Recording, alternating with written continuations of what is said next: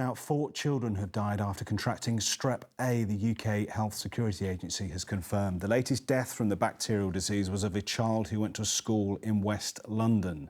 Well, our health correspondent, Catherine Jones, is here. Catherine, what more can you tell us? Well, Group A streptococcus is a bacterial infection and it usually causes sore throats in people, the skin condition impetigo and slightly more seriously scarlet fever. But in around 5% of cases it can become something much more dangerous called invasive Group A streptococcus. And sadly today, as you said, the death of a primary school child from Ealing in West London has been announced, and also there have been 3 other fatal cases within the last month from a child from Ashford in Surrey, a 7-year-old girl from Penarth near Cardiff and a 4-year-old boy from High Wycombe. There were also 2 deaths earlier in this year, and that is now clearly concerning the UK Health Security Agency.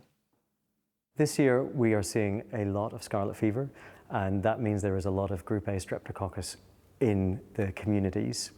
Because of that, a proportion, though we don't think that proportion has changed, go to progress to invasive Group A streptococcal infection, and a small number of those unfortunately will die each year.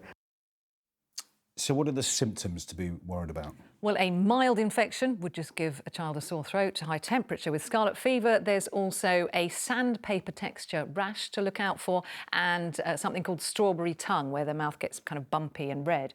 But the signs that a mild infection is becoming more serious are slightly different. They are high fever, severe muscle aches, pain in one area of the body, and unexplained vomiting or diarrhoea. That's when any GP would want you to seek help immediately. It's really important always that parents are vigilant, and it's good that we're talking about this, but I would emphasise that invasive Group A strep is extremely rare.